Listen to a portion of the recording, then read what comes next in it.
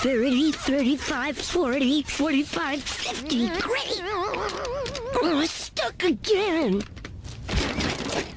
You know, Drew, my rocket ship is a much better toy than your crash register. It is not, Stewie. It is too. It's not. It's too. It's not. It's not. We're gonna play Haggle, but I hate that game.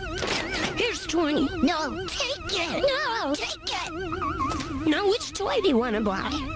Mr. Machine, good choice. That's $10.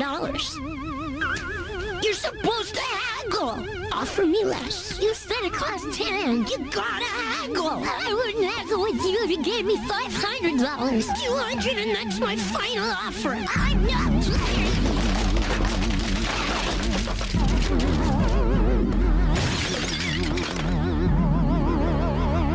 If you hadn't kicked my cash register, I wouldn't have thrown your rocket. Oh, yeah? Well, if you hadn't made me play that dumb game, I wouldn't have had it. Damn it, will you two cut it out?